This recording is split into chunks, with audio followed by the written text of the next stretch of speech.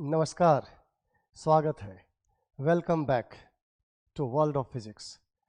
और अपनी यात्रा हम लोग कंटिन्यू रखेंगे। आज आपकी जर्नी का 4th लेक्चर है रे ऑप्टिक्स का, और इसमें क्या सीखेंगे हम लोग? Plane mirror, single plane mirror, और उससे हम किस तरह से ऑब्जेक्ट गिवन हो तो इमेज फॉर्मेशन सीखेंगे। और ऑब्जेक्ट भी दो तरह के हो सकते हैं, एक पॉइंट ऑब्जेक्ट होगा और दूसरा एक्सटेंडेड ऑब्जेक्ट होगा। तो उसके कैसे इमेज फॉर्म होंगे, इमेज का बिहेवियर क्या होगा, कब वो रियल होगा, कब वो वर्चुअल होगा। तो बहुत बेसिक सी बातें हैं जो आज के लेक्चर में हमें करनी है। तो चलिए इमेज फॉर्मेशन सीखते हैं हम लोग। तो देखिए फिगर में ये आपका है प्लेन मिरर, और प्लेन मिरर के सामने ये ऑब्जेक्ट है, और ये जो ऑब्जेक्ट है प्लेन मिरर के सामने कितने डिस्टेंस पर है। तो चलिए मान लेते हैं कि ये जो डिस्टेंस है ये x है, प्लेन मिरर से x डिस्टेंस पे ऑब्जेक्ट है। अब ये पॉइंट ऑब्जेक्ट है, पॉइंट ऑब्जेक्ट से क्या है, रे मिरर पे इंसिडेंट हो रही है, ray 2 rays are incident on the surface of plane mirror. अब इसे रिफ्लेक्ट होना है, और रिफ्लेक्ट होने के बाद क्या ऑब्जर्व करेंगे कि चूंकि इंसिडेंट रे डाइवर्जिंग है तो रिफ्लेक्टेड रे भी डाइवर्जिंग होगा। ये तो बताया था ना कि प्लेन मिरर के साथ ऐसा है कि इंसिडेंट रे पैरेलल है तो रिफ्लेक्टेड रे पैरेलल होनी चाहिए, इंसिडेंट रे डाइवर्जिंग है तो रिफ्लेक्टेड रे डाइवर्जिंग होगा, इंसिडेंट रे कन्वर्जिंग है तो रिफ्लेक्टेड रे भी कन्वर्जिंग होगा। ये बातें हम कर चुके हैं, और नहीं तो आप लॉ ऑफ रिफ्लेक्शन फॉलो करिए ना, उससे आप एक्सप्लेन कर पाएंगे।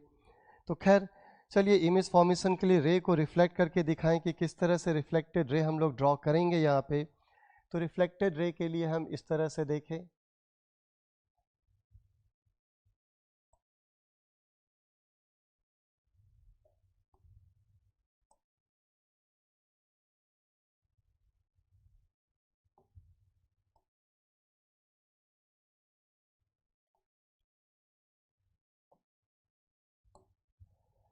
तो आप ये कह लेंगे कि ये जो रे है ये रे इस तरह से रिफ्लेक्ट हुआ है। और यदि हम लोग यहाँ पे ये कहना चाहेंगे कि लॉ ऑफ रिफ्लेक्शन फॉलो हुआ है, तो लॉ ऑफ रिफ्लेक्शन इस तरह से समझा सकते हैं फॉलो हुआ होगा। यहाँ पे जो एंगल होना चाहिए ये एंगल ऑफ इंसिडेंस, तो ये एंगल ऑफ रिफ्लेक्शन जो लॉ ऑफ रिफ्लेक्शन से इक्वल होना चाहिए। फिर इसे भी दिखलाइए किस तरह से रिफ्लेक्ट हुआ होगा। बहुत ही सिंपल सा मेथड है, जैसे अभी वहां देखा वैसे यहां भी देखेंगे आप।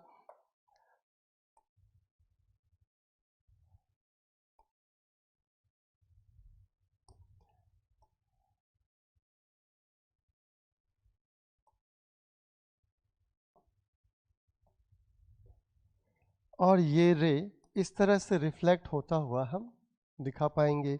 यहां भी हम लोग नॉर्मल ड्रॉ कर लेते हैं, तो ये नॉर्मल है, और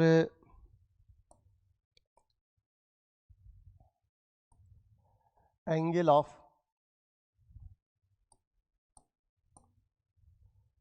इंसिडेंस और एंगल ऑफ रिफ्लेक्शन ये हम लोग इक्वल दिखा दें। चलिए एंगल हमने फाई माना है।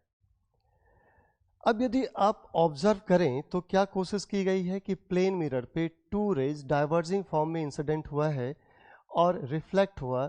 ये पॉइंट ऑफ इंसिडेंस है, यहाँ पे नॉर्मल ड्रॉ किया, और फिर यहाँ से हमने रिफ्लेक्टेड रे इस तरह से दिखाया कि angle of incidence equal to angle of reflection. देखिए आप गौर कर रहे होंगे कि इंसिडेंट रे डाइवर्जिंग है तो रिफ्लेक्टेड रे भी क्या है, डाइवर्जिंग है। और फिर ये रे आगे हम बढ़ाएं तो कहीं इंटरसेक्ट करने वाला तो है नहीं। इमेज फॉर्मेशन के लिए ज़रूरी है कि रिफ्लेक्शन के कारण इमेज फॉर्म होना है, तो रिफ्लेक्शन के बाद रे एक दूसरे को इंटरसेक्ट करे, और जहाँ पे इंटरसेक्ट करेगा वहीं पे पॉइंट इमेज बनेगा पॉइंट ऑब्जेक्ट का। लेकिन चूंकि ये रे को हम आगे एक्सटेंड करें तो कहीं इंटरसेक्ट करने वाला है नहीं, तो आपको इसे पीछे प्रोड्यूस करना होता है। अब पीछे रे तो जा नहीं सकती क्योंकि ये रे के पीछे का हिस्सा है, तो इसे आपको इमेजिनेशन में पीछे की ओर एक्सटेंड करके यहाँ से डाइवर्स होता हुआ अपीयर हो रहा है ऐसा फील होगा आपको, जहाँ पे ये पीछे प्रोड्यूस्ड लाइन जाके मिलती है। कि यहाँ से रे डाइवर्स होता हुआ अपीयर होगा, तो आप कहेंगे कि यदि इधर हमारा आई पोजीशन हो तो आई जो इन रे को रिसीव करेगा आफ्टर रिफ्लेक्शन, उस आई को ऐसा फील होगा कि वो रे यहाँ से आ रही है। तो जब आई को यहाँ से आती हुई रे फील होगा तो आई को लगेगा कि यहाँ पे इमेज है, तो ये इमेज का लोकेशन हो गया। ठीक, तो ये बहुत बेसिक्स है, क्लास 10th में भी पढ़ चुके हैं कि किस तरह से प्लेन मिरर के सामने पॉइंट ऑब्जेक्ट हो तो पॉइंट इमेज आप फॉर्म करके दिखाएंगे। चलिए आगे बढ़ते हैं। अब जरा देखिए कि ये एंगल थीटा है तो ये भी थीटा होगा, कारण ये दोनों पैरेलल लाइन है ये दोनों, और इस लाइन को आप इससे आप कनेक्ट करेंगे तो ये एंगल इक्वल होना ही होना है। ठीक, अब साथ साथ कह लेंगे कि ये यहाँ पे देखिए ये थीटा है तो ये थीटा होगा, और फिर ये और ये एंगल इक्वल होगा। अब गौर करिए, ये जो राइट एंगल ट्राइंगल है और ये जो राइट एंगल ट्राइंगल है, इन दोनों राइट एंगल ट्राइंगल में ये और ये आपको ट्राइंगल सिमिलर दिख रहा होगा। क्यों सिमिलर दिख रहा है? क्योंकि ये एंगल और ये एंगल इक्वल है, ये और ये 90 डिग्री होने से ये एंगल भी इक्वल है। जब किसी ट्राइंगल के दो एंगल आपस में इक्वल हो जाए तो तीसरे एंगल को तो इक्वल होना ही पड़ेगा, क्योंकि तीनों एंगल का सम 180 होगा। तो ये एंगल जो 180 से इन दोनों को घटा के मिलेगा, इन दोनों को घटा के भी वही यहाँ पे मिलेगा आपको। तो आप कह लेंगे ये एंगल भी इक्वल हो जाएगा, तो ट्राइंगल सिमिलर है। और ये सिमिलर ट्राइंगल वगैरह क्लास 12th वाले वेल अवेयर ऑफ, उसमें बहुत डिटेल में कहाँ मैं जा रहा हूँ, नहीं। और सिमिलर ट्राइंगल है तो साइड का रेशियो इक्वल होना है। अब साइड के रेशियो में देखिए, इस ट्राइंगल और इस ट्राइंगल में ये वाला साइड तो कॉमन है। अब जब ये साइड कॉमन है तो इस साइड का रेशियो तो 1:1 हो जाएगा, क्योंकि ये साइड कॉमन है। तो फिर बाकी साइड का रेशियो भी 1:1 होगा, और साइड का रेशियो 1:1 होने का मतलब है कि साइड का लेंथ इक्वल होगा, यानी this length equal to this length, this length equal to this length. तो ये x है तो ये भी क्या होगा, x होगा। ठीक, तो क्या प्रूफ हो गया कि प्लेन मिरर के सामने जितने डिस्टेंस पे ऑब्जेक्ट है x डिस्टेंस पे, उतना ही डिस्टेंस पीछे क्या है, इमेज फॉर्म हो रहा है। जितना डिस्टेंस आगे ऑब्जेक्ट है उतना ही डिस्टेंस पीछे इमेज फॉर्म हो रहा है। चलिए जरा हम यहाँ पे एक चेंज लाते हैं, और वो चेंज क्या है देखिए, वो किस तरह का चेंज है। फिर हमने सामने आपके दिखाया है एक प्लेन मिरर है, और प्लेन मिरर पे रे इस तरह से इंसिडेंट है। कहेंगे इस फिगर और इस फिगर में क्या फर्क है। यहाँ पर प्लेन मिरर पे जो रे इंसिडेंट है वो रे डाइवर्जिंग फॉर्म में है, और यहाँ जो प्लेन मिरर पे रे इंसिडेंट है वो रे कन्वर्जिंग फॉर्म में है। अब ये रे कहाँ से आ रही है? हमेशा आप कहते हैं कि इंसिडेंट रे ही ऑब्जेक्ट के लोकेशन को क्लैरिफाई करता है। इंसिडेंट रे ही बताता है कि ऑब्जेक्ट कहाँ पे होगा, ये इंसिडेंट रे बताता है। जैसे कि यहाँ देखिए इस केस में कि आपको ये रे जो इंसिडेंट है वो कहाँ से आता हुआ दिख रहा है, इस पॉइंट से। तो आपने कहा यहाँ पे ऑब्जेक्ट है, लेकिन यहाँ क्या कहेंगे आप, ये इंसिडेंट रे कहाँ से आ रही है? ठीक, कहेंगे पीछे कहीं से आ रही है। पीछे कहाँ से? क्योंकि पीछे तो देखिए ये इसके बीच का गैप बढ़ता ही चला जाएगा, सेपरेशन बढ़ता ही चला जाएगा, तो पीछे कहाँ से? इवन ये दोनों रे एक दूसरे के पैरेलल होता तो आप कहते हैं कि ये इन्फिनिटी पे जाके मिलेगा, तो कहेंगे पीछे ऑब्जेक्ट इन्फिनिटी पे होगा, वहाँ से आने वाली रे जो इंसिडेंट रे है, जो मिरर पे इंसिडेंट है, वो एक दूसरे के पैरेलल होनी चाहिए। पैरेलल तो है नहीं, तो यानी आप कैसे बताएंगे कि पीछे से रे आ रही है तो पीछे कहीं ऑब्जेक्ट होगा? बता ही नहीं पाएंगे कहाँ पे होगा। तो फिर इस केस में क्या होता है कि देखिए जो ये जो इंसिडेंट रे है, ये इंसिडेंट रे कन्वर्ज करता है, किसी पॉइंट पे इंटरसेक्ट करता, ये हो नहीं पाया, उसके पहले ही प्लेन मिरर आ गया। ये नहीं हो पाया, उसके पहले प्लेन मिरर आ चुका है। तो आप इमेजिनेशन में इसे आगे बढ़ाइए डॉट डॉट करके, और जहाँ पे ये इंटरसेक्ट करता हुआ आपको फील हो रहा है वहाँ पे ऑब्जेक्ट होगा। तो इस बार ऑब्जेक्ट क्या है, मिरर के इनसाइड, मिरर के बिहाइंड, मिरर के इनसाइड है। और इसमें ऑब्जेक्ट क्या था, मिरर के रिफ्लेक्टरी सरफेस के सामने था, और वहाँ पे रिफ्लेक्टरी सरफेस के बिहाइंड है, फर्क है। आप इसे कहते हैं रियल ऑब्जेक्ट और इसे कहते हैं वर्चुअल ऑब्जेक्ट। ये रियल वर्चुअल कैसे डिसाइड करेंगे, अभी हम इसके बारे में भी चर्चा करेंगे। पहले इमेज फॉर्मेशन कर लेते हैं, फिर कैसे हम कहेंगे रियल ऑब्जेक्ट है वर्चुअल ऑब्जेक्ट है, कैसे कहेंगे रियल इमेज है वर्चुअल इमेज है, ये सारी बात करेंगे। और ये जो आपको अभी भी थोड़ा सा अजीब सा लग रहा होगा कि ऐसे इसको हम ऑब्जेक्ट कैसे कह देंगे, यहाँ से रे मिरर पे थोड़ी आ रही है, ये तो रे यहाँ तक जाने की कोशिश में है और तब तक बीच रास्ते में मिरर आ गया, तो यहाँ पे ऑब्जेक्ट कैसे मानेंगे? तो ये भी हम आपको समझाएंगे, थोड़ा सा वेट करिए, पहले हम लोग इमेज फॉर्मेशन की बात कर लेते हैं। देखिए इमेज फॉर्मेशन में ऐसा होगा कि ये रे रिफ्लेक्ट होकर के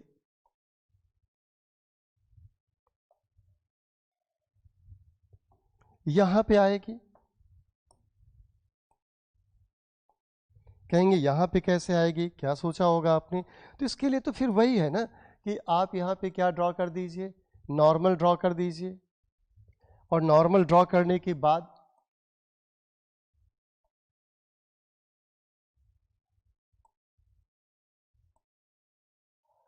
आप ऐसा कर लीजिए, जब नॉर्मल ड्रॉ करेंगे तो यहाँ आपको कहना होगा angle of incidence equals to angle of reflection. जैसे ये एंगल आपका थीटा है तो ये भी थीटा हो जाना चाहिए, ये एंगल फाई है तो ये भी फाई हो जाना चाहिए। और अब आप कह लेंगे रिफ्लेक्शन के बाद इस बार रे सही में एक दूसरे को इंटरसेक्ट कर रहा है, तो जब सही में रे एक दूसरे को इंटरसेक्ट कर रहा है तो यहाँ पे क्या होना चाहिए, इमेज होना चाहिए। यहाँ भी आप इजीली समझा सकते हैं कि देखिए ये थीटा है तो इसे थीटा होना है, ये थीटा है तो इसे थीटा होना है। फिर वही कहेंगे ये ट्राइंगल और ये ट्राइंगल सिमिलर है तो साइड का रेशियो इक्वल होगा, और उसमें से ये साइड कॉमन है, दोनों मिरर के दोनों ट्राइंगल के लिए ये साइड कॉमन है, तो इसके लिए साइड का रेशियो 1:1, तो बाकी साइड का रेशियो भी 1:1, यानी ये साइड लेंथ इस साइड लेंथ के बराबर होगा, ये साइड लेंथ इस साइड लेंथ के बराबर होगा, ये x है तो ये भी x होगा। यानी अभी भी कहेंगे कि प्लेन मिरर से जितना डिस्टेंस पीछे ऑब्जेक्ट है उतना ही डिस्टेंस आगे इमेज है। एक बात और गौर करिए, यहाँ इंसिडेंट रे कन्वर्जिंग है तो रिफ्लेक्टेड रे भी कन्वर्जिंग है, यहाँ इंसिडेंट रे डाइवर्जिंग है तो रिफ्लेक्टेड रे भी डाइवर्जिंग है। तो अभी इतने की बात करें तो क्या सीख पाए आप ये सीख पाए कि प्लेन मिरर के लिए ऑब्जेक्ट और इमेज दोनों मिरर के ऑपोजिट साइड में होगा, गारंटीड।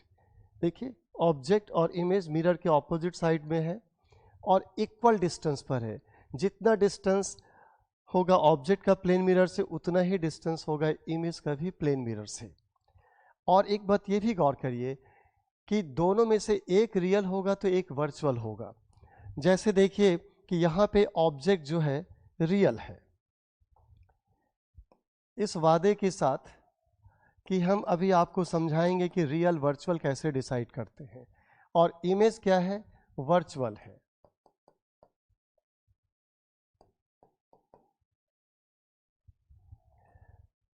और यहाँ पे ऑब्जेक्ट वर्चुअल है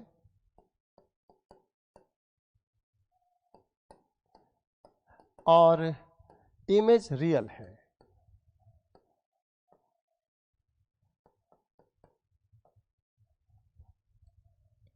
तो इसमें लौट के दोबारा आएंगे, जरा पहले रियल वर्चुअल समझते हैं कि क्या कॉन्सेप्ट है।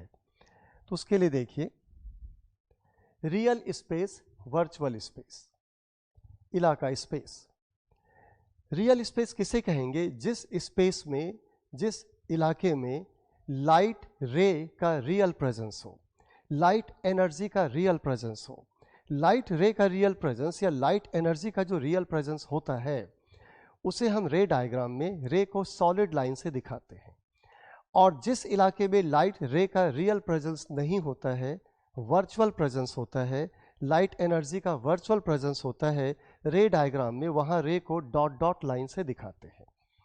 अब देखिए कि प्लेन मिरर की बात करें कि ये प्लेन मिरर है, प्लेन मिरर के रिफ्लेक्टरी सरफेस के सामने ये जो इलाका है ये रियल स्पेस है, ऑब्जेक्ट के लिए भी इमेज के लिए भी ये रियल स्पेस है, इंसिडेंट रे के लिए भी रिफ्लेक्टेड रे के लिए भी, क्योंकि इधर से रे इंसिडेंट होगा और रिफ्लेक्ट होके इधर ही आएगा। तो यानी इस इलाके में इंसिडेंट रे के कारण भी लाइट एनर्जी का रियल प्रेजेंस, रिफ्लेक्टेड रे के कारण भी लाइट एनर्जी का रियल प्रेजेंस। कहेंगे रिफ्लेक्टेड रे दिखाई दीजिए, तो दिखा देते हैं, उसमें क्या है। रिफ्लेक्टेड रे इस तरह से दिखा देंगे आप, यहाँ पे ऐसे होगा, इस तरह से कहेंगे होनी चाहिए।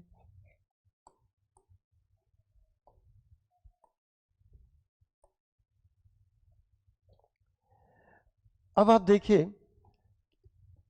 यहां देखें कि ये इंसिडेंट रे है, इंसिडेंट रे का यहाँ पे क्या है, फिर रियल प्रेजेंस है, ये इंसिडेंट रे का वर्चुअल प्रेजेंस है, ये रियल स्पेस हो जाएगा, ये वर्चुअल स्पेस होगा। यहाँ भी रिफ्लेक्शन दिखा दीजिए। तो यहाँ रिफ्लेक्शन यदि हम दिखाते हैं तो ये रिफ्लेक्टेड रे ऐसे कुछ दिखा सकेंगे।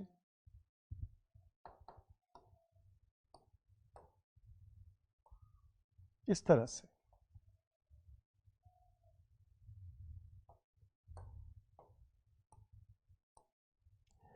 तो आप ये कह लेंगे, देखिए रिफ्लेक्टिंग सरफेस के सामने इंसिडेंट रे का यहाँ रियल प्रेजेंस है, रिफ्लेक्टेड रे का भी रियल प्रेजेंस है, और इधर incident ray co dot dot करके बढ़ाया, वर्चुअल प्रेजेंस है। और रिफ्लेक्टेड भी दिखाना चाहेंगे तो रिफ्लेक्टेड को भी पीछे डॉट डॉट करके बढ़ा दीजिए जबरदस्ती ही, तो ये रिफ्लेक्टेड रे का वर्चुअल प्रेजेंस है। तो इधर ऑब्जेक्ट है तो रियल होगा, इधर इमेज है तो रियल होगा, इधर ऑब्जेक्ट है तो वर्चुअल होगा, इधर इमेज है तो वर्चुअल होगा। वही यहाँ भी देखिए,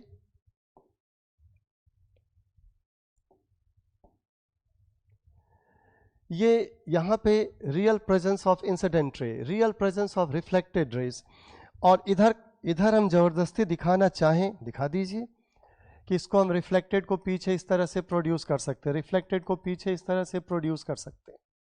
यहाँ ऑब्जेक्ट है, यहाँ इमेज होगा, भी आपने देखा ही था। तो ऑब्जेक्ट रियल साइड में है तो ये ऑब्जेक्ट रियल है, इमेज वर्चुअल साइड में है तो इमेज वर्चुअल है। यहाँ ऑब्जेक्ट वर्चुअल साइड में है तो ऑब्जेक्ट वर्चुअल है, इमेज रियल साइड में है तो इमेज रियल है। बड़ा आसान हो गया ना, बहुत आसान हो गया। और बेहतर है कि बहुत याद करने वाले लोग आप हैं कि नहीं साहब इतना हम नहीं रिटेन करेंगे, रट लेते हैं। तो मिरर के सामने जो है ऑब्जेक्ट या इमेज वो रियल है, मिरर के पीछे जो है ऑब्जेक्ट या इमेज वो वर्चुअल है। That simple thing. एक बात और, इंसिडेंट रे भी बताएगा कि रियल वर्चुअल, ये भी आपकी जानकारी के लिए बहुत छोटी सी बात है कि यदि इंसिडेंट रे डाइवर्जिंग है तो ऑब्जेक्ट क्या है, रियल। इंसिडेंट रे कन्वर्जिंग है तो ऑब्जेक्ट क्या है, वर्चुअल। ठीक।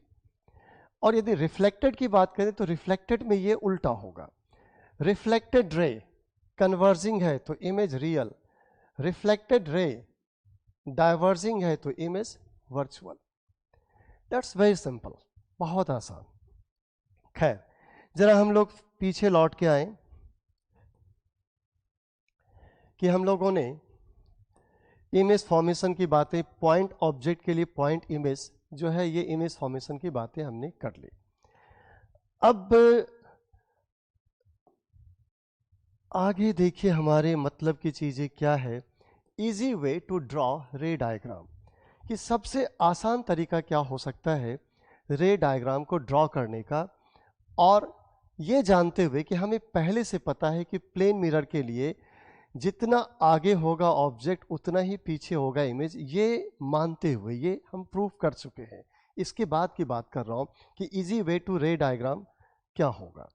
तो देखिए ये है आपका पहला फिगर, ये प्लेन मिरर है, और प्लेन मिरर के सामने हमने ऑब्जेक्ट रखा है। तो पहला स्टेप क्या करिएगा कि प्लेन मिरर के सामने जब ऑब्जेक्ट होगा तो ऑब्जेक्ट से प्लेन मिरर पे परपेंडिकुलर ड्रॉप कर देंगे, ऑब्जेक्ट से प्लेन मिरर पे परपेंडिकुलर ड्रॉप कर दिया। और उसके बाद आप क्या करेंगे, ये डिस्टेंस जो होगा ये डिस्टेंस कुछ x मान लीजिए। अब आपको मालूम है कि जितना सामने x दूरी पे ऑब्जेक्ट है उतना ही पीछे x दूरी पे इमेज को फॉर्म होना है, ये पता है। तो आप यहाँ पे इमेज बना दीजिए, यानी रिफ्लेक्टेड रे हम बाद में ड्रॉ करेंगे, इमेज पहले ही बना दिया हमने। अब आपको मालूम है कि रे को ऐसे रिफ्लेक्ट होना है कि वो इमेज से आता हुआ फील होगा, ऐसे रिफ्लेक्ट होना है। तो अब हम रे को यहाँ रिफ्लेक्ट कराएंगे इस तरह से कि इमेज से आता हुआ फील करे। तो इमेज से आता हुआ फील कराइए, तो ये इस तरह से हम लेंगे कि हम यहाँ से आता हुआ फील इस तरह से करेगा, ये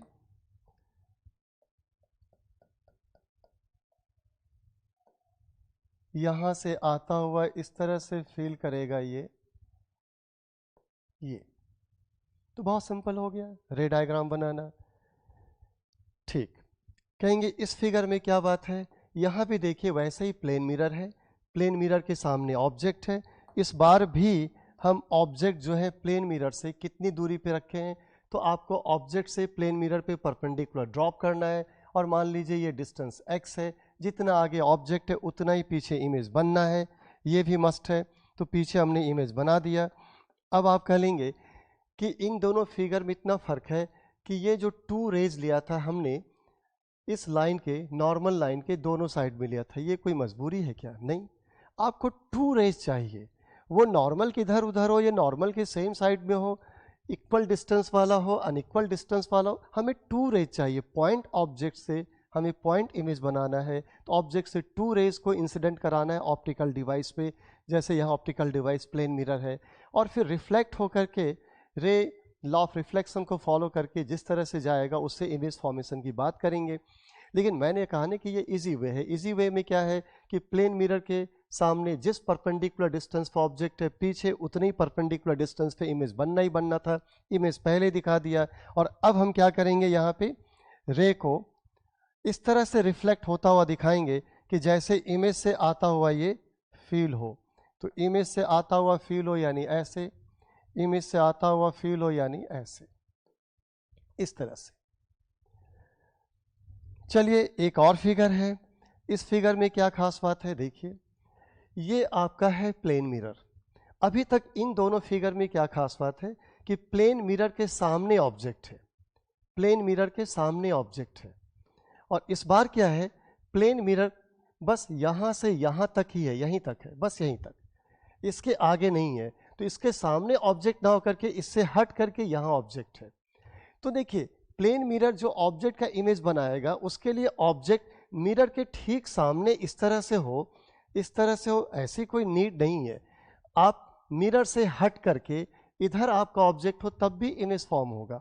फिर आसान तरीका क्या होगा, जो मिरर है यहाँ से यहाँ तक, इस प्लेन को, मिरर के प्लेन को आगे प्रोड्यूस कर ले। मिरर के प्लेन को आगे प्रोड्यूस कर लिया, फिर यहाँ से परपेंडिकुलर इस एक्सटेंडेड प्लेन पे ड्रॉप किया। और आपने कहा कि ये परपेंडिकुलर डिस्टेंस मान लीजिए x है, तो जितना आगे है x डिस्टेंस पे ऑब्जेक्ट उतना ही पीछे होगा x डिस्टेंस पे इमेज, x डिस्टेंस पे इमेज उतना ही पीछे। अब ये रे हम यहाँ से 2 रेज लाते हैं मिरर पे ऑब्जेक्ट से, और ये ऐसे रिफ्लेक्ट होगा जैसे इमेज से आता हुआ फील होगा, ऐसे रिफ्लेक्ट होगा। तो इमेज से आता हुआ फील कराइए रिफ्लेक्टेड रे को, तो इमेज से आता हुआ इस तरह से फील करेंगे आप, इमेज से आता हुआ इस तरह से फील करेंगे आप, ऐसे। और आप कह लेंगे कि ऑब्जेक्ट का इमेज फॉर्म हो गया। तो रे डायग्राम बनाना है तो रे डायग्राम के लिए पहले ऑब्जेक्ट का इमेज बना लें और उसके बाद रे डायग्राम बनाइए, ये बेहतर तरीका होगा। अब एक चीज और देखिए, इस फिगर में लॉ ऑफ रिफ्लेक्शन की बात करें तो यहां एक छोटी सी बात की जा सकती है कि ये ग्लैंसिंग एंगल अल्फा है, तो ये भी अल्फा होगा लॉ ऑफ रिफ्लेक्शन से, नहीं, ग्लैंसिंग एंगल। और यदि ये एंगल बीटा है तो ये भी क्या होगा, बीटा होगा लॉ ऑफ रिफ्लेक्शन से। अब ये अल्फा तो ये अल्फा, तो ये अल्फा है तो इसे भी अल्फा होना पड़ेगा, इक्वल एंगल होता है। ये बीटा है तो इसे भी बीटा होना पड़ेगा। मैं क्या समझाना चाह रहा हूं, देखिए प्लेन मिरर के प्लेन को आगे एक्सटेंड किया और फिर ऑब्जेक्ट से हमने उस प्लेन पे परपेंडिकुलर ड्रॉप किया, तो आपने एक चीज ऑब्जर्व किया कि ये मान लीजिए परपेंडिकुलर ड्रॉप किया और ये प्लेन मिरर के एक्सटेंडेड प्लेन पे यहाँ पे ये फुट ऑफ परपेंडिकुलर है, तो यहाँ से ऑब्जेक्ट की दूरी x, तो यहाँ से इमेज की दूरी भी x, ठीक है, ये नेचुरल सी बात है, ये दोनों इक्वल है। लेकिन आप ये पॉइंट भी ले लें, कहेंगे नहीं हम ये वाला पॉइंट लेते हैं, ये पॉइंट, तो यहाँ से जो ऑब्जेक्ट की दूरी होनी वही यहाँ से इमेज की दूरी होनी। मान लीजिए दूरी आप कह लेते हैं s, तो ये डिस्टेंस भी s होगा। यहाँ से जो ये दूरी होगी वही ये दूरी होगी, इस डिस्टेंस को s डैश कहे तो ये भी s डैश होगा। कहेंगे क्यों, समझिएगा, ये वाला जो ट्राइंगल है राइट एंगल ट्राइंगल और ये ट्राइंगल सिमिलर है, और उसमें से ये साइड और ये साइड इक्वल है, तो फिर ये साइड और ये साइड भी इक्वल होगा ना, साइड का रेशियो इक्वल होता है। तो इसीलिए ये ऐसे तो ये ऐसे होगा। वैसे ये वाला राइट एंगल ट्राइंगल और ये वाला राइट एंगल ट्राइंगल सिमिलर है, सिमिलर है, तो फिर साइड का रेशियो इक्वल होगा। तो ये x:x यानी 1:1, तो फिर ये साइड इक्वल है तो ये साइड भी इक्वल होगा। यानी प्लेन मिरर का कोई भी पॉइंट ले, प्लेन मिरर के किसी भी पॉइंट से जो ऑब्जेक्ट की दूरी होगी वही इमेज की दूरी होगी। ठीक, अब प्लेन मिरर का कोई पॉइंट है, वहां से ऑब्जेक्ट को सीधी लाइन से मिलाएं, वहां से इमेज को सीधी लाइन से मिलाएं, तो इसे कहते हैं ऑब्जेक्ट लाइन और इसे कहते हैं इमेज लाइन। ठीक, तो मान लिए प्लेन मिरर पे हमने कोई पॉइंट लिया, वहां से ऑब्जेक्ट को और इमेज को सीधी लाइन से मिला दिया, ये ऑब्जेक्ट लाइन और ये इमेज लाइन है। तो देखिए बीच का एंगल क्या हो गया, अल्फा प्लस अल्फा 2 अल्फा। तो मैं इसे थोड़ा उल्टा कहना चाह रहा हूं कि इसके बीच का जो भी एंगल होगा, इसके बीच का जो भी एंगल होगा, प्लेन मिरर जो है इस एंगल को बाइसेक्ट करेगा। 2 अल्फा को अल्फा अल्फा कर दे रहा है। यहां भी देखिए प्लेन मिरर पे कोई दूसरा पॉइंट लिया, यहां से ऑब्जेक्ट को ज्वाइन करने वाली लाइन, इमेज को ज्वाइन करने वाली line, object line, image line.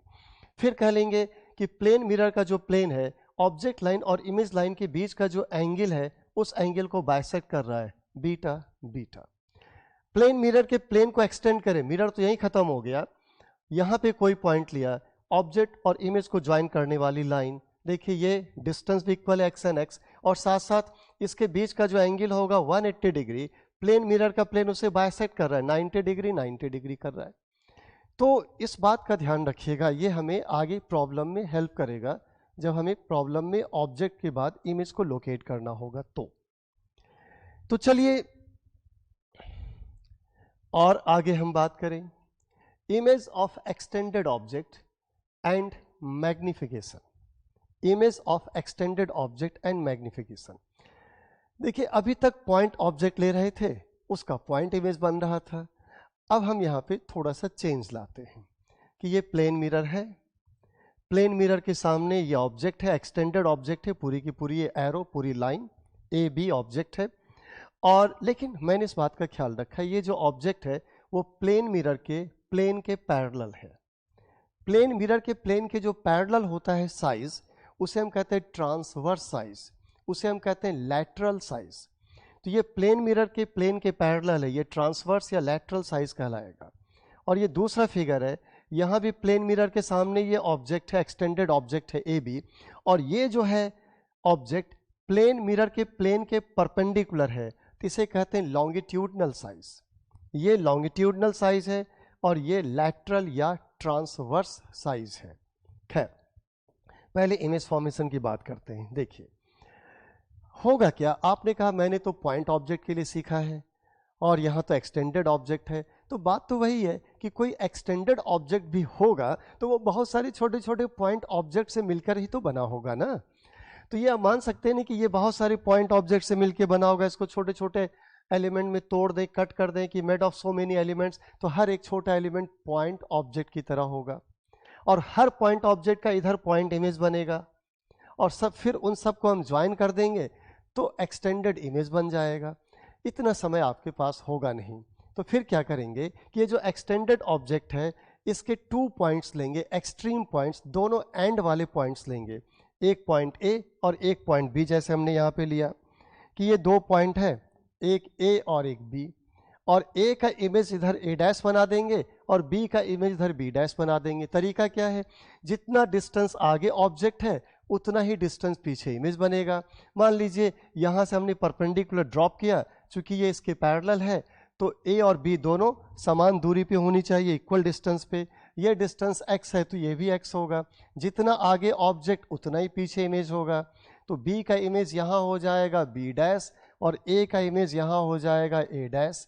और जैसे इन दोनों को ज्वाइन करने से पूरी की पूरी एक्सटेंडेड ऑब्जेक्ट आपको मिल जाए, वैसे यहाँ इन दोनों को ज्वाइन कर देंगे तो पूरे का पूरा क्या हो जाएगा, एक्सटेंडेड इमेज आपको मिल जाएगा। तो ये हो जाएगा एक्सटेंडेड इमेज।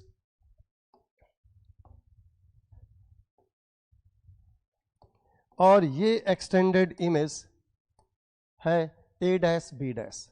तो गौर करिए फिगर की ज्योमेट्री क्या कहता है। एक बात तो अभी भी है, जितना आगे ऑब्जेक्ट उतना पीछे इमेज। ये रियल साइड है तो ऑब्जेक्ट रियल है, वो वर्चुअल साइड है तो इमेज वर्चुअल है। लेकिन आप देखिए ना कि ये साइज और ये साइज क्या है, बराबर है।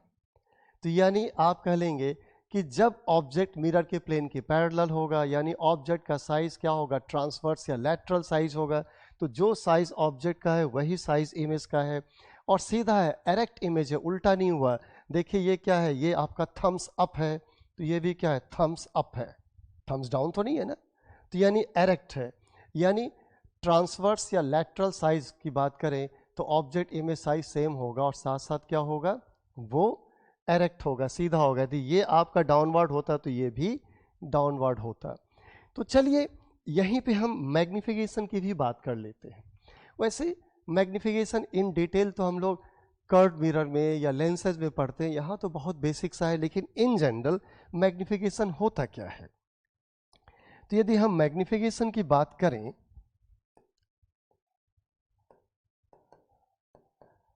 मैग्निफिकेशन को हम m से लिखेंगे और ये होगा image size divided by object size, ये होता है image size divided by object size को हम लोग कहते हैं मैग्निफिकेशन। अब देखिए यहां पर इमेज साइज और ऑब्जेक्ट साइज क्या है, सेम है। तो जब दोनों साइज सेम होगा तो कैंसिल होके क्या आएगा, 1। और उल्टा सीधा तो हुआ नहीं, दोनों सीधा ही है। तो यदि इसे पॉजिटिव साइज कहेंगे तो ये भी पॉजिटिव साइज होगा, या इसे नेगेटिव साइज कहेंगे तो ये भी नेगेटिव साइज होगा। उल्टा होता तो एक पॉजिटिव होता तो एक नेगेटिव साइज होता। तो दोनों के साइज का साइन भी सेम है, साइज का साइन भी सेम है, साइज भी इक्वल है। तो डिवाइड करने पे क्या मिलेगा, ये मिलेगा +1। पॉजिटिव मैग्निफिकेशन का मतलब होता है एरेक्ट इमेज, सीधा इमेज। नेगेटिव मैग्निफिकेशन का मतलब उल्टा इमेज, इन्वर्टेड इमेज। तो आप कह लेंगे यहाँ पे जो है मैग्निफिकेशन, हाँ एक बात और ध्यान रखिएगा, ये लीनियर मैग्निफिकेशन है क्योंकि ये लीनियर साइज है, नहीं लेंथ है ये ऑब्जेक्ट का। और भी मैग्निफिकेशन होता है, एंगुलर मैग्निफिकेशन, एरियल मैग्निफिकेशन, जिसकी नीड अभी हमें यहाँ प्लेन मिरर में नहीं है, वो तो हम डिटेल में मैग्निफिकेशन आगे पढ़ेंगे। और इसमें भी ये जो लीनियर मैग्निफिकेशन है ये कौन सा है, ये है ट्रांसवर्स या लैटरल मैग्निफिकेशन। ट्रांसवर्स या लैटरल लीनियर मैग्निफिकेशन डिटेल में लिखे तो ट्रांसवर्स लीनियर मैग्निफिकेशन, ये है +1, जिसे हम शॉर्ट में लिखेंगे MT +1। चलिए अब आगे बढ़ते हैं। इसमें देखिए क्या है, इस फिगर में ये जो ऑब्जेक्ट है प्लेन मिरर के परपेंडिकुलर है। अभी अभी मैंने कहा था इसे क्या कहते हैं, लॉन्गिट्यूडनल साइज। अब यहां भी वही तरीका होगा कि आप ये कह लेंगे कि इसके दोनों एंड को पॉइंट ऑब्जेक्ट मानिए, दोनों एंड ए बी को पॉइंट ऑब्जेक्ट, और इसका इमेज A' B' बनाइए। चलिए इस फिगर में हम मान लेते हैं कि जो B है प्लेन मिरर से परपेंडिकुलर डिस्टेंस आपका x पे है, और A जो है ये परपेंडिकुलर डिस्टेंस x' पे है, मान लीजिए। तो जब हम इमेज बनाएंगे तो B का जो इमेज होगा B' का इमेज B' यहां बनाएंगे। ये परपेंडिकुलर डिस्टेंस x पे ही होगा, जितना आगे ऑब्जेक्ट उतना पीछे इमेज, ये पॉइंट ऑब्जेक्ट ये पॉइंट इमेज। और A कितना है x' पे, तो A का इमेज यहाँ पे जो A' बनेगा वो x' डिस्टेंस पे बनेगा। अब A' B' को आपस में क्या कर देंगे, हम ज्वाइन कर देंगे। A' B' को हमने आपस में ज्वाइन कर दिया, तो ये आपका इमेज फॉर्म हो गया। और ये AB का इमेज बना है A' B'।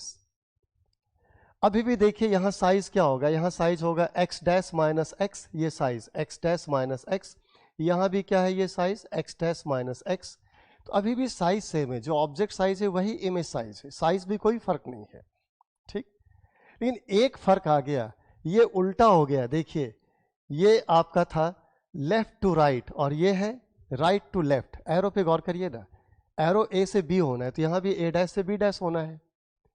तो ये उल्टा हो गया, साइज वही लेकिन उल्टा हो गया। तो यानी ये साइज को पॉजिटिव कहेंगे तो ये साइज को नेगेटिव कहना होगा, और मैग्निफिकेशन में जब साइज का रेशियो लेंगे तो वो नेगेटिव साइन आ जाएगा, क्योंकि negative size upon positive size, image size upon object size. लेकिन साइज है क्या, इक्वल, इसलिए आएगा 1 ही, लेकिन -1 होगा।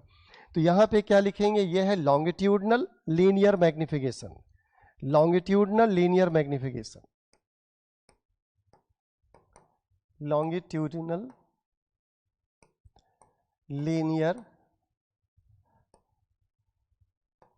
मैग्निफिकेशन, और इसे हम कहते हैं ML, और ये होगा image size upon object size, size same है तो कैंसिल होके 1, और उल्टा है इसलिए इसे लिखना होगा हमें -1। ये ध्यान रखिए, ठीक। अब इस फिगर में आइए, यहाँ क्या है, यहाँ पे ये जो ऑब्जेक्ट है एक्सटेंडेड ऑब्जेक्ट वो थोड़ा सा इंक्लाइंड है, इंक्लाइंड है, और अपनी सहूलियत के लिए हम ये कह दें कि ये डिस्टेंस आपका है x1 और ये डिस्टेंस है x2। फिर बात वही होगी, फिर बात वही होना है कि आप कह लेंगे कि एक पॉइंट ऑब्जेक्ट होगा B, एक पॉइंट ऑब्जेक्ट होगा A, उसका इमेज इधर बनाएंगे, वो होगा A डैश B डैश, फिर उसे ज्वाइन कर देंगे। अब यहाँ भी वही कहेंगे कि जितने डिस्टेंस पर ये x1 डिस्टेंस पर आपका B है, तो इधर भी x1 डिस्टेंस पे B का इमेज बन जाएगा B डैश, x2 डिस्टेंस पे A है तो इधर भी x2 डिस्टेंस पे A का इमेज हो जाएगा A डैश। अब इन दोनों को हम ज्वाइन कर देंगे, ये, और जब इन दोनों को हम ज्वाइन करेंगे तो ये हो जाना है इमेज ए बी का image A dash B dash, ये होना चाहिए। और यहाँ भी ज्योमेट्री से हम इजीली प्रूव कर सकते हैं, जैसे मैं आपको समझाऊं कि यहाँ मैं क्या आपको प्रूव करके दिखाना चाहता हूँ। तो ऐसा करते यहाँ से परपेंडिकुलर ड्रॉप करें और साथ में ये डिस्टेंस हम मार्क करें, यहाँ से परपेंडिकुलर ड्रॉप करें और ये डिस्टेंस मार्क करें। जैसे ये डिस्टेंस क्या होगा, ये डिस्टेंस होगा x2 माइनस x1, तो ये हो गया x2 माइनस x1। सिमिलरली यहाँ भी क्या होगा, ये डिस्टेंस देखिए ये वाला, ये होगा x2 माइनस x1, तो ये है x2 माइनस x1, ठीक। और ये तो दोनों में डिस्टेंस कॉमन है ही। अब यदि ये कहेंगे हम लोग θ1 और इसे कह लें θ2, तो आप गौर करें क्या कहेंगे इसे आप, ये आपका हो जाएगा इस राइट एंगल ट्राइंगल में tan θ1 लिखेंगे परपेंडिकुलर अपॉन बेस, ये डिस्टेंस y कह लें तो हो जाएगा परपेंडिकुलर अपॉन बेस यानी इतना। और उधर यदि लिखेंगे tan θ2, यहाँ tan θ2 देखिए क्या आ रहा है, ये आ रहा है परपेंडिकुलर अपॉन बेस, ये भी तो y है, तो ये हो जाएगा y upon x2 minus x1। देखिए ये भी y upon x2 minus x1 है, ये भी y upon x2 minus x1 है, यानी tan θ2 इक्वल्स टू tan θ1 है, यानी θ2 इक्वल्स टू θ1 है, ठीक। इसका एक तरीका और हो सकता था, एक तरीका ये हो सकता था कि मैं इसे आपको ऐसे समझाऊं, गौर करिएगा कि मैं क्या कहना चाह रहा हूं, कि मान लीजिए इस ऑब्जेक्ट का लेंथ कह लीजिए L, ऑब्जेक्ट का लेंथ L है, और ये एंगल जो है इसे कह लीजिए कि ये एंगल आपका है थीटा, थीटा। अब इस L को रिजॉल्व कर दीजिए, जब L को रिजॉल्व करेंगे तो ये जो आपका हो जाएगा, ये हो जाएगा L cos थीटा रिजॉल्व करने पे, और ये क्या आएगा, ये आएगा L sin थीटा। अब ये क्या हो गया, ये हो गया लॉन्गिट्यूडनल साइज, ये क्या हो गया ट्रांसवर्स साइज। अच्छा, इमेज साइज क्या होता है, इमेज साइज जब भी लिखना चाहेंगे गौर करिए, इमेज साइज क्या होगा, इमेज साइज होगा ऑब्जेक्ट साइज इनटू मैग्निफिकेशन। जब भी ऑब्जेक्ट साइज को मैग्निफिकेशन से मल्टीप्लाई करेंगे इमेज साइज मिल जाएगा। तो आप बताइए कि इसका इमेज बनाए तो इसका इमेज साइज क्या होगा, ये तो ऑब्जेक्ट है, ऑब्जेक्ट साइज को मैग्निफिकेशन से मल्टीप्लाई करिए। ये कौन सा साइज है, ये है ट्रांसवर्स, तो मल्टीप्लाई करेंगे ट्रांसवर्स मैग्निफिकेशन से। ट्रांसवर्स मैग्निफिकेशन क्या है, +1, तो इसे मल्टीप्लाई करेंगे +1 से। यदि एरो यहाँ बना दें ऊपर की तरफ होगा तो आप इसका इमेज यहाँ पे ऐसे ही होगा, क्योंकि +1 से मल्टीप्लाई किया तो कोई फर्क ही नहीं आएगा। +1 से मल्टीप्लाई करेंगे, वही साइज और वही डायरेक्शन। और ये क्या है, लॉन्गिट्यूडनल साइज है, इसे मल्टीप्लाई करेंगे -1 से, -1 से मल्टीप्लाई करेंगे तो इमेज साइज तो वही होगा लॉन्गिट्यूडनल में, लेकिन ये पलट जाएगा क्योंकि -1 से है। तो यानी फिर कहेंगे ये क्या होगा, यही L sin थीटा, ये क्या होगा, वही L cos थीटा। और फिर जब इस राइट एंगल ट्राइंगल में लिखेंगे tan theta perpendicular upon base, तो देखिए ये थीटा और ये थीटा यहाँ पे इक्वल आ जाएगा, θ1 θ2 नहीं होगा, दोनों एंगल आपका इक्वल हो जाएगा। तो ये भी एक तरीका हो सकता है समझने का। ठीक, तो क्या पता चला आपको कि यदि एक्सटेंडेड ऑब्जेक्ट इंक्लाइंड है तो जो इमेज होगा शेप एंड साइज वही होगा और एंगल ऑफ इंक्लिनेशन भी वही होगा, सेम एंगल ऑफ इंक्लिनेशन। और यदि ये इंक्लाइंड है मिरर की तरफ झुक करके तो इमेज भी मिरर की तरफ झुक के होगा। मिरर से यदि अवे झुक करके होता है, ऐसे इंक्लाइंड होता मान लीजिए, तो यदि इस तरह से इंक्लाइंड होता मान लीजिए ऐसे, और ये एंगल होता मान लीजिए यहाँ पे अल्फा, तो इसका इमेज भी मिरर से अवे इंक्लाइंड होकर ही होता, मिरर से अवे इंक्लाइंड होकर के ही होता ऐसे, और ये एंगल भी यही अल्फा होता, साइज सेम साइज। तो मिरर की तरफ झुका है जितने एंगल से, इमेज भी मिरर की ओर ही झुकेगा उतने एंगल से। मिरर से दूर ये झुका है जितने एंगल पे, ये मिरर से दूर झुकेगा उतने एंगल पे, साइज वही रहेगा। ठीक, अब जरा देखिए, ये एक सिचुएशन है, ये प्लेन मिरर है, प्लेन मिरर के सामने ये जो ऑब्जेक्ट दिखाया है ये एक्स वाई जेड एक्सिस दिखाया है। प्लेन मिरर के सामने ऑब्जेक्ट है एक्स वाई जेड एक्सिस, और इसमें भी हमने कोशिश ये की है कि जो वाई एक्सिस है ये प्लेन मिरर के परपेंडिकुलर हो और एक्स और जेड एक्सिस जो है वो प्लेन मिरर के पैरेलल हो। तो ये एक्स जेड प्लेन जो है उसी के पैरेलल है प्लेन मिरर, और वाई एक्सिस प्लेन मिरर के परपेंडिकुलर। यानी ये दोनों साइज जो आपके मिरर के प्लेन के ये दोनों साइज जो मिरर के प्लेन के पैरेलल है उसे क्या कहेंगे आप, ट्रांसवर्स साइज। और ये मिरर के प्लेन के परपेंडिकुलर से क्या कहेंगे, लॉन्गिट्यूडनल साइज। अब इसका इमेज इधर बनाएंगे। ठीक, तो अब इन दोनों को तो मल्टीप्लाई करेंगे +1 से, क्योंकि ये मिरर के प्लेन के पैरेलल वाला साइज है, ये ट्रांसवर्स साइज है, ट्रांसवर्स मैग्निफिकेशन +1 होता है, तो इसे +1 से मल्टीप्लाई करेंगे तो देखिए एज इट इज रहा, z का इमेज z डैश, x का इमेज x डैश, एग्जैक्टली। ठीक, लेकिन जरा y पे गौर करिए, तो ये लॉन्गिट्यूडनल साइज था मिरर के प्लेन के परपेंडिकुलर, इसे -1 से मल्टीप्लाई किया तो ये पलट गया y डैश। तो यानी एक्स वाई जेड एक्सिस का ये इमेज है x dash y dash z dash. वैसे डैश के लिए प्रॉपर वर्ड डैश नहीं होता, हम लोग यूज करते से कहा जाता है x prime, y prime, z prime, prime ज्यादा पॉपुलर टर्म होता है इसके लिए।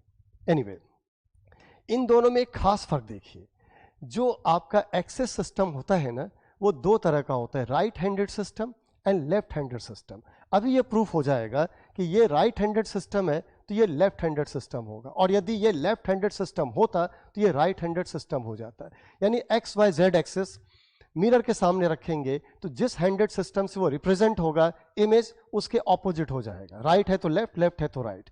कहेंगे नहीं समझ में आया कि राइट हैंडेड और लेफ्ट हैंडेड सिस्टम का मतलब क्या है, तो ऐसे समझिए, एक्स वाई जेड ऑर्डर देखिए, एक्स के बाद वाई, वाई के बाद जेड, तो एक्स से वाई का क्रॉस प्रोडक्ट करें तो अंगूठा जेड की तरफ जाना चाहिए, एक्स वाई जेड, एक्स से वाई का, एक्स के बाद वाई, वाई के बाद जेड, तो एक्स से वाई का क्रॉस प्रोडक्ट करें तो अंगूठा जेड की तरफ जाना चाहिए।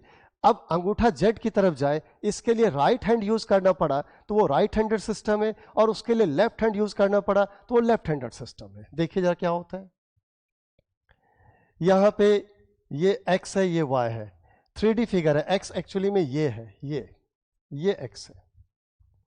तो देखिए आप कहेंगे ये x है, ये y है, तो x से y फिंगर मोड़िए, ये x एक्सिस बोर्ड के प्लेन के परपेंडिकुलर आउटवर्ड ऐसे x एक्सिस, ये y एक्सिस, x से y फिंगर मोड़िए, अंगूठा गया z एक्सिस की तरफ, यही चाहिए था, लेकिन हमने कौन सा हाथ यूज किया, राइट हैंड, राइट हैंड, तो ये राइट हैंडेड सिस्टम हो गया। अब जरा इसमें आइए, इसमें देखिए क्या है, ये आपका y एक्सिस है, ये है x एक्सिस, प्लेन के परपेंडिकुलर, ये x एक्सिस। अब x से y हम फिंगर मोड़ते हैं, दाहिना हाथ, मालूम है गलत कर रहे हैं, फिर भी दाहिना हाथ जबरदस्ती। तो x से y देखिए करिए, z नीचे चला गया, जब भी अंगूठा नीचे नहीं जाना था, अंगूठा को z एक्सिस में जाना था, नहीं जा रहा है, यानी ये राइट हैंडेड सिस्टम नहीं है। जरा लेफ्ट हैंड यूज करते हैं, लेफ्ट हैंड। अब देखिए हम x ये है, ये x है, तो x से x ऐसे है, x से y की ओर फिंगर मोड़िए, मोड़ते हैं, ये x है, x से ये x से y की ओर फिंगर मोड़े, अंगूठा देखिए z की तरफ गया, x से y की ओर फिंगर मोड़े, अंगूठा z की तरफ गया, अंगूठा z की तरफ गया, लेकिन यूज क्या किया हमने, लेफ्ट हैंड, तो ये लेफ्ट हैंडेड सिस्टम हो गया। तो यानी एक्सेस वाला कोऑर्डिनेट वाला सिस्टम लें तो राइट हैंडेड सिस्टम का इमेज लेफ्ट हैंडेड सिस्टम होगा, लेफ्ट हैंडेड सिस्टम का इमेज राइट हैंडेड सिस्टम होगा। ये प्लेन मिरर में आपको ध्यान रखना है। अब size of mirror affects brightness of image. जो मिरर का साइज है वो इमेज के ब्राइटनेस को अफेक्ट करता है। कहेंगे कैसे, देखिए दो फिगर है, यहाँ पे मिरर हमने छोटा रखा है, मिरर बस यहाँ से यहाँ तक है, उसके प्लेन को बस एक्सटेंड कर लिया, और ये ऑब्जेक्ट है, जितना आगे ऑब्जेक्ट है उतना पीछे इमेज होगा। खैर, अब यहाँ से रे फॉल करे मिरर पे, ये ग्रीन वाला टू एक्सट्रीम रेज है, एक्सट्रीम रेज यानी बिल्कुल मिरर के एस पे आया है, बाकी रे इसके बीच में ही आएगा। अब आप कहेंगे चूंकि मिरर छोटा है तो इसका एरिया भी छोटा होगा, और छोटे एरिया पे जो रेडिएशन फॉल करेगा रे के फॉर्म में, वो छोटे एरिया पे कम लाइट एनर्जी आएगा, क्योंकि एरिया छोटा है तो एनर्जी भी कम रिसीव करेगा, तो ये जो एनर्जी रिफ्लेक्ट करेगा वो रिफ्लेक्ट भी कम करेगा। और जब आपको ये फील होगा, जब आपको ये फील होगा कि नहीं ये रे रिफ्लेक्ट ऐसे होगा कि इमेज से आता हुआ फील हो रहा है, ऐसे रिफ्लेक्ट होगा कि इमेज से आता हुआ फील हो रहा है, तो आप ये कह लेंगे ये सब आपका रिफ्लेक्ट ऐसे होगा कि यहाँ से आता हुआ फील होगा। एक बस रफ स्केच ड्रॉ कर दिया। तो जब एरिया छोटा है, एनर्जी कम रिसीव किया, तो एनर्जी रिफ्लेक्ट भी कम करेगा, और यहाँ जब आई रखेंगे तो ये जो आई की बात करिए, ये एनर्जी भी कम रिसीव करेगा, एनर्जी कम रिसीव करेगा तो इमेज का ब्राइटनेस कम होगा। यानी मिरर छोटा हो जाने से जो इमेज फॉर्म होगा उसके ब्राइटनेस में कमी आ जाएगी। तो फिर उल्टा जवाब आप समझ ही जाएंगे कि ये बड़ा सा मिरर लिया। वही बात देखिए, यहाँ पे ऑब्जेक्ट से जो रेडिएशन मिरर पे फॉल करता है वो बड़े से एरिया पे फॉल करता है, तो ज़्यादा एनर्जी रिसीव करेगा, तो रिफ्लेक्ट भी ज़्यादा एनर्जी करेगा, और इधर आई होगा तो वो ज़्यादा एनर्जी आई रिसीव करेगा, तो आपको जो इसके इमेज की ब्राइटनेस की फीलिंग आएगी वो ज़्यादा होगी। तो साइज ऑफ मिरर जो है वो इमेज के ब्राइटनेस को अफेक्ट करता है। मिरर साइज छोटा तो इमेज लेस ब्राइट, नहीं मिरर साइज बड़ा तो इमेज मोर ब्राइट। लेकिन बात सब वही है, चाहे छोटा या बड़ा हो, जिस साइज का ऑब्जेक्ट होगा उस साइज का इमेज होगा, ऑब्जेक्ट और इमेज का डिस्टेंस इक्वल होगा, मिरर के ऑपोजिट साइड में होगा, एक रियल होगा तो एक वर्चुअल होगा, ऑब्जेक्ट रियल तो इमेज वर्चुअल, ऑब्जेक्ट वर्चुअल तो इमेज रियल, दोनों एक साथ रियल, दोनों एक साथ वर्चुअल कभी नहीं होता है। वो तो आप देख ही रहे थे इमेज फॉर्मेशन में। चलिए जरा अगला है फिगर, को प्लानर प्लेन मिरर्स। एक से ज्यादा प्लेन मिरर है, मैंने तो वादा ये किया था कि नहीं जनाब मैं तो एक ही प्लेन मिरर की बात करूंगा, और यहाँ एक से ज्यादा प्लेन मिरर आपके सामने है। लेकिन खास बात क्या है, को प्लानर है, सभी एक ही प्लेन में है। एक से ज्यादा प्लेन मिरर की बात जो मुझे करना है नेक्स्ट लेक्चर में, वो को प्लानर नहीं होगा, उनके प्लेन डिफरेंट होंगे, ठीक है ना। तो अब देखिए 3 मिरर्स है, M1 M2 M3। जरा मैं सामने से हट जाता हूं, तो ये जो 3 मिरर्स है M1 M2 M3, तीनों में गौर करिए फिगर में, तीनों एक ही प्लेन में है, अलग अलग है, बीच में गैप है, लेकिन तीनों एक ही प्लेन में है। और चलिए अब सामने आ जाते हैं आपके हम, देखिए कि इसमें क्या खास बात है कि इस मिरर के प्लेन से परपेंडिकुलर डिस्टेंस जो है, परपेंडिकुलर डिस्टेंस x पे ऑब्जेक्ट है, तो परपेंडिकुलर डिस्टेंस x पे ही इमेज होगा, तो नेचुरल है नहीं। लेकिन चूंकि तीनों प्लेन मिरर एक ही प्लेन में है, और यदि इस मिरर के सामने तो ऑब्जेक्ट है लेकिन इन मिरर के सामने ऑब्जेक्ट नहीं है, तो क्या सीखा था अभी पीछे, जिस मिरर के सामने ऑब्जेक्ट ना हो उस मिरर के प्लेन को एक्सटेंड करिए। तो इन दोनों मिरर के प्लेन को एक्सटेंड करेंगे तो तीनों तो को प्लानर है, तीनों का एक्सटेंडेड प्लेन तो सेम कॉमन प्लेन होगा, और उससे परपेंडिकुलर डिस्टेंस जो एक से x है वही दूसरे से भी x होगा, वही तीसरे से भी x होगा। तो यानी जितना आगे ऑब्जेक्ट उतना पीछे इमेज। यानी M1 भी यही इमेज बनाएगा, M2 भी यही इमेज बनाएगा, M3 भी यही इमेज बनाएगा। आपको लगेगा कि 3 मिरर है, 3 इमेज बनाएंगे, लेकिन तीनों इमेज एक ही जगह बन जाएगा, तीनों कॉन्साइड कर जाएगा। तो नंबर ऑफ इमेजेस 3 नहीं कहेंगे, 1 कहेंगे। रे डायग्राम में भी गौर करिए ना, आप रे डायग्राम में गौर करिए क्या हो रहा है कि ये रे रिफ्लेक्ट होकर के आपको यहां से आता हुआ फील हो रहा है, ये रे भी देखिए रिफ्लेक्ट होकर के यहां से आता हुआ फील हो रहा है, ये रे भी रिफ्लेक्ट होकर के यहीं से आता हुआ फील हो रहा है। तो यानी आप कहेंगे कि ये तीनों प्लेन मिरर के रे डायग्राम पे गौर किया जाए तो ये इस तरह से रिफ्लेक्ट होता है कि सभी मिरर इस ऑब्जेक्ट का इमेज एक ही जगह बनाता है, तीनों इमेज कॉन्साइड कर जाता है, और इस तरह से कह लेते हैं कि नंबर ऑफ इमेज 3 नहीं 1 होगा। आप इसको ऐसे भी समझिए, आप एक सिंगल प्लेन मिरर ही लेते, सिंगल प्लेन मिरर ही लेते, और जैसे ये सिंगल प्लेन मिरर है, एक ऑब्जेक्ट का एक इमेज बन रहा है, इसको क्या हम ऐसे नहीं इमेजिन करेंगे कि इसको तोड़ तोड़ के कि बहुत सारे छोटे छोटे मिरर को हमने सटा सटा के रख दिया है और एक प्लेन मिरर की फीलिंग आ रही है। जब बहुत सारे छोटे छोटे मिरर को सटा सटा के रख दिया प्लेन मिरर को और एक प्लेन मिरर की फीलिंग है, तो हर छोटा छोटा टुकड़ा जो है वो इस ऑब्जेक्ट का अपना अपना इमेज बना के देगा। लेकिन वो सारे इमेज क्या होंगे, एक ही जगह बनेंगे, क्योंकि ये सभी एक ही प्लेन में है। सभी के प्लेन को एक्सटेंड करेंगे तो सभी के प्लेन से ऑब्जेक्ट का परपेंडिकुलर डिस्टेंस x, तो इमेज का परपेंडिकुलर डिस्टेंस x, तो सारे टुकड़े जो है अलग अलग इमेज बनाएगा, तो लेकिन वो सारे इमेज बनेगा एक ही जगह पे, इसलिए आपकी गिनती में, आपकी काउंटिंग में तो एक ही इमेज आएगा। Got it? बहुत आसान है। प्लेन मिरर में ऐसे क्या परेशानी होगी, और सिंगल प्लेन मिरर की कहानी हम आपको समझा रहे हैं। चलिए, अब है field of view of image. Field of view of image, इसका क्या मतलब होता है?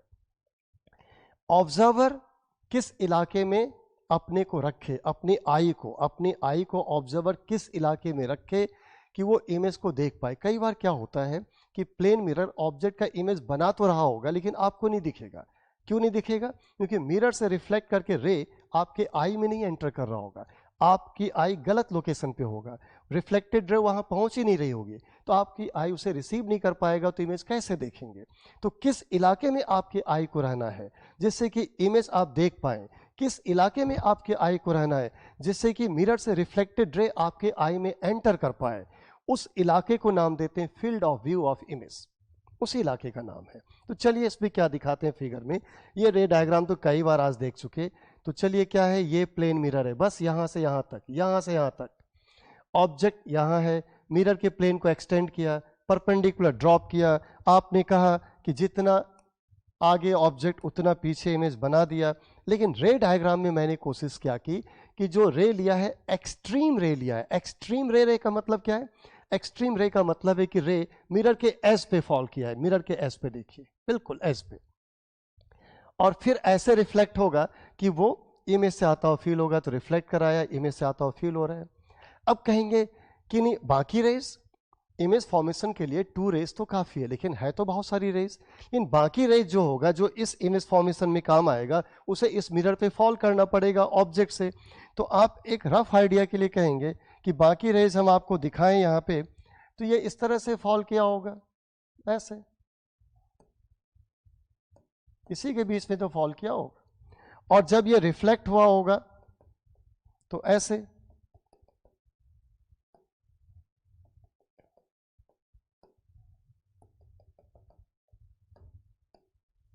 तो यानी एक्सट्रीम रे जो रिफ्लेक्टेड है, बिल्कुल जो एज से रिफ्लेक्टेड रे, बाकी रे जो रिफ्लेक्टेड होगा इसके बीच में ही होगा। अब जरा देखिए कि हम यहाँ पे आई का पोजीशन लें, आई का फिगर बना लेते हैं भाई। चलिए, आपकी खूबसूरत आंख ये है जनाब,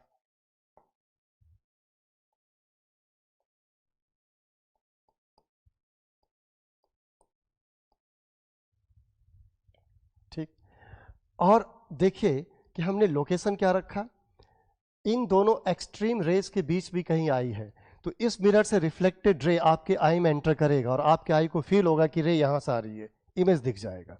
लेकिन जरा सोचिए, इस आई को यहां नहीं रखते तो, ये आई यहां होता तो इससे रिफ्लेक्टेड रे को आप रिसीव कर पाते, ये इमेज आपको दिखता।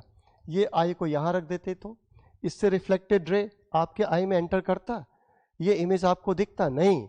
आई को इस इलाके में यहां रखे, यहां रखे, यहां रखे, यहां रखे, यहां रखे, लेकिन इस इलाके में रखे, ठीक है। तब जाकर के आप कहेंगे कि ये जो आई है इस रे को रिसीव करेगा और ये इमेज आपको दिख पाएगा। तो ये जो इलाका है, इलाके को मैं मार्क करता हूं कुछ कलर से कि वो ये इलाका है। देखिए ये इलाका है,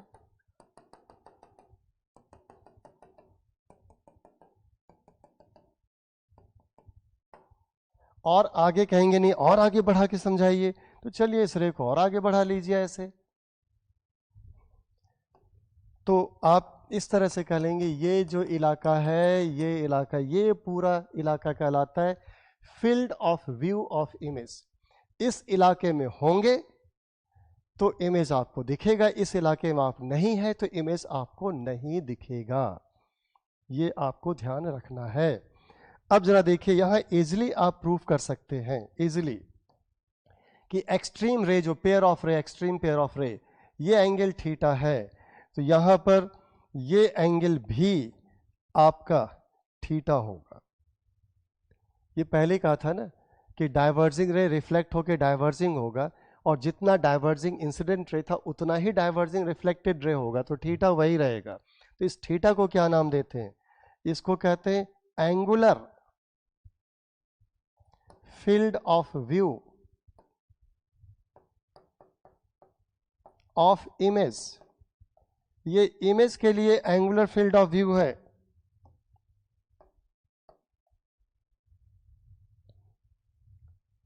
क्लियर हो गया? अब जरा इसका एक उल्टा कहानी है। उल्टा ये है field of view of observer. अभी मैंने क्या कहा, भाई ऑब्जेक्ट रखा है, इमेज जहां बनना था बन गया, अब आप इमेज देखना चाहते थे तो आपने अपनी आई को खिसकाया, इधर उधर खिसका करके किस इलाके में लाए? आपने लाए उस फील्ड में जो कहलाता था field of view of image. उस इलाके में आई है तो आपको मिरर से रिफ्लेक्टेड रे जो इमेज से आता हो फील हो रहा है, आई उसे रिसीव करता था और इमेज को आप देख पाते थे। लेकिन अब आपसे करें नहीं नहीं, हम अपनी जगह को फिक्स किए बैठे भाई, हम अपनी आई को नहीं हिलाई डुलाएंगे, मेरी आई यहीं पे रहेगी।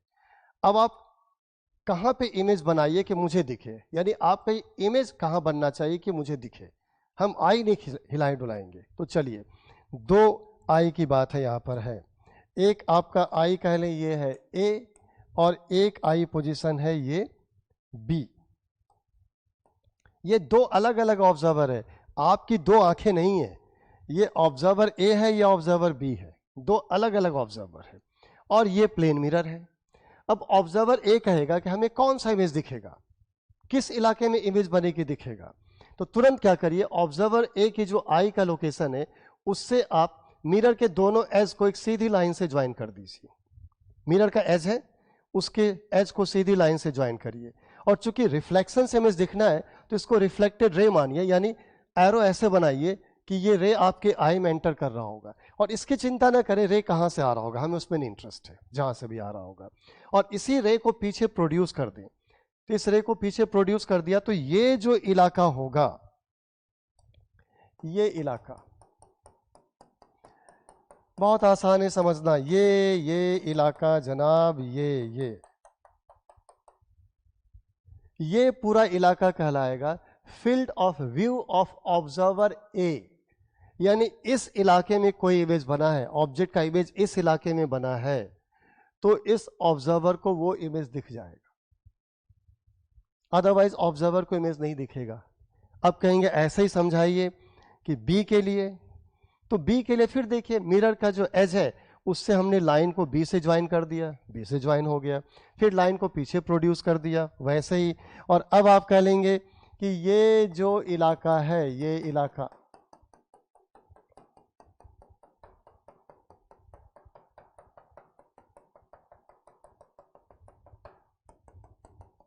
ये इलाका, इतना सा जो इलाका है ये कहलाएगा field of view of observer B. यानी इस इलाके में यदि आपका इमेज है तो ऑब्जर्वर बी को दिखाई देगा, वरना दिखाई नहीं देगा। अब इसमें खास बात देखिए, एक इलाका है जो कॉमन है, कॉमन इलाके की बात कर लेते हैं, वो कॉमन इलाका कौन सा है चलिए वो भी देखते हैं। तो उस कॉमन इलाके के लिए हम मार्क करते हैं इलाके को इस तरह से। देखिए ये आपका ये एरिया, ये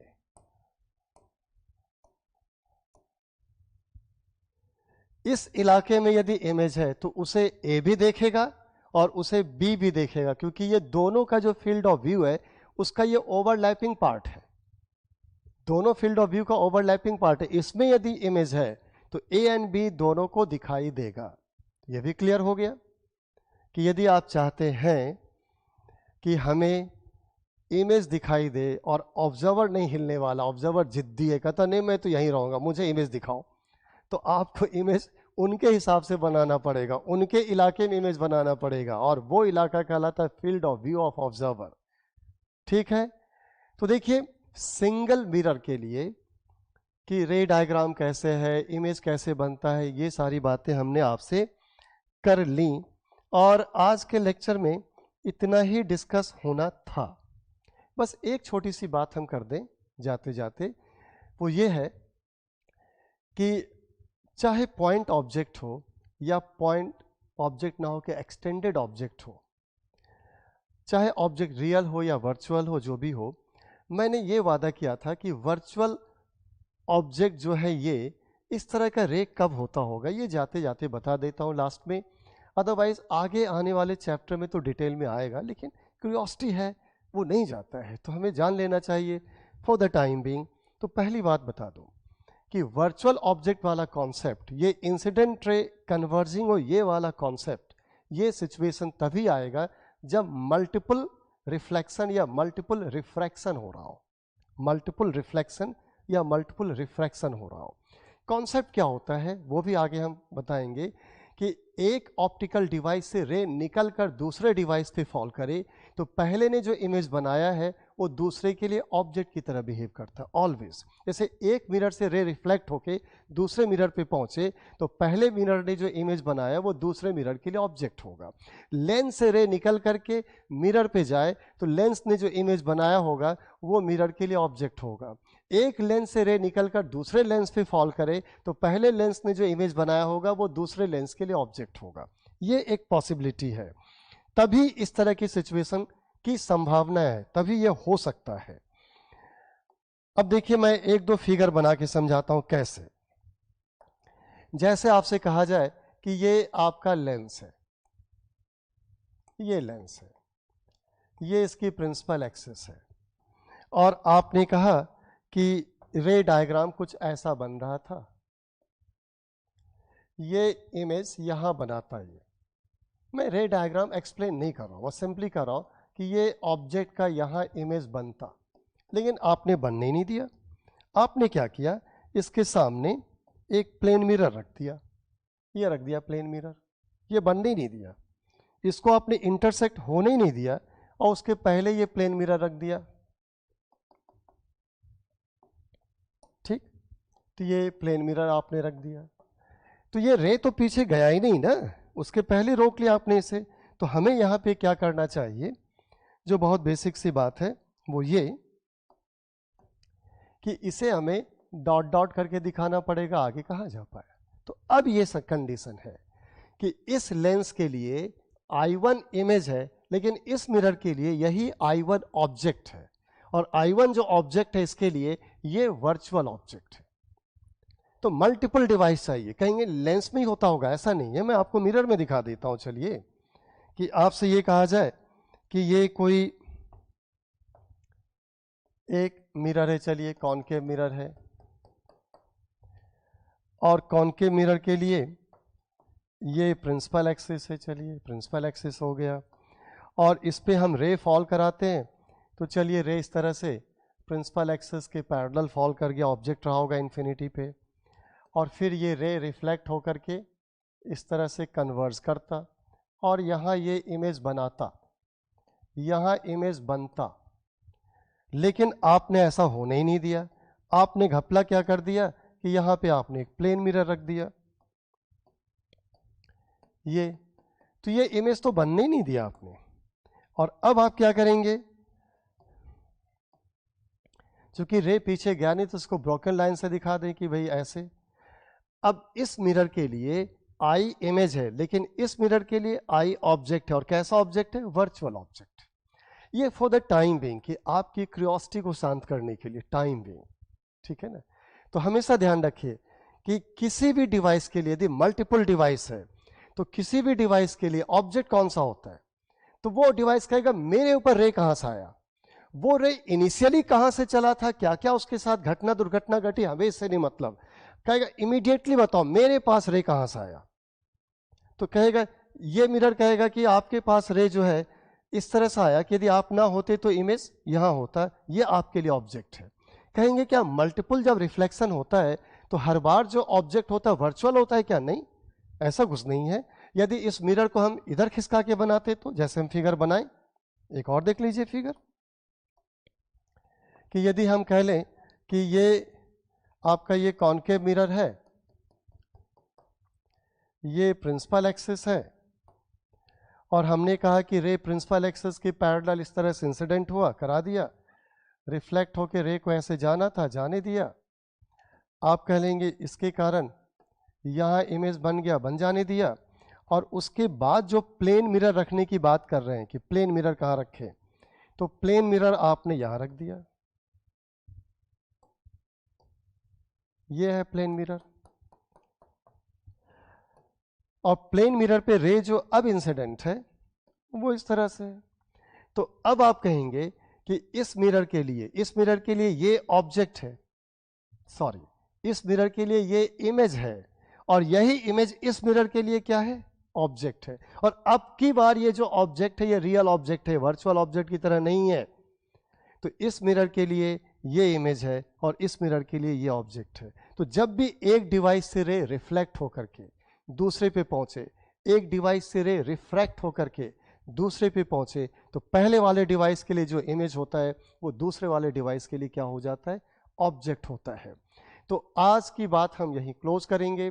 अगले टर्न पे क्या पढ़ेंगे, अगले लेक्चर में क्या क्या डिस्कस होगा, हम ये डिस्कस करेंगे कि यदि मिरर के सामने आप आ जाएं तो आपकी हाइट के अकॉर्डिंग मिरर की हाइट क्या होनी चाहिए, और मिरर को किस तरह से ग्राउंड से, जिस ग्राउंड पे आप खड़े होंगे उससे कितनी ऊंचाई पे मिरर को रखना है। फिर हम देखेंगे नहीं कि मिरर के सामने आप भी खड़े हैं और आपका फ्रेंड भी खड़ा है, आप अपने फ्रेंड को देखना चाहते हैं तो मिरर का साइज क्या चाहिए, फ्रेंड आपको देखना चाहता है तो मिरर का साइज क्या चाहिए। रूम में सामने वाली दीवार पे मिरर है और पीछे वाली दीवार का इमेज देखना है तो हमें मिरर का साइज क्या चाहिए, ठीक है, ये है। फिर हमें देखना है कि नहीं एक से ज़्यादा प्लेन मिरर हो, एक दूसरे से इंक्लाइंड हो या एक दूसरे के पैरेलल हो, उसके बीच पे ऑब्जेक्ट रख दें तो कितने इमेजेस बनेंगे, उन इमेजेस के लोकेशंस क्या होंगे, यदि कोई इमेज उस पर कॉन्साइड करता होगा तो करता होगा कि नहीं करता होगा, ये कैसे डिसाइड करेंगे। तो बड़ी अच्छी अच्छी बातें करेंगे और छोटे छोटे हम लोग अब वीडियो को रखेंगे, वीडियो बड़ा नहीं होने देंगे, चाहे हमें नंबर ऑफ वीडियोस बहुत बनाने पड़े लेकिन छोटे छोटे ही बनाएंगे, कोशिश करेंगे 1 आवर को ब्रीच ना करें, प्रयास सही होगा, थोड़ा बहुत ब्रीच हो सकता है तो हो जाने दीजिए। So now I am signing off, हम मिलेंगे अगली बार, पूरा इंतज़ार रहेगा आपका कि हम फिर से मिलेंगे, फिर से एक दूसरे को सीखेंगे, सिखाएंगे कि कैसे रे ऑप्टिक्स में डिफरेंट सिचुएशंस को, जो अप्लाइड प्रॉब्लम है उसे कैसे हैंडल करेंगे। तो अगले टर्न पे हम इसे देखेंगे। Take care, bye bye, stay safe.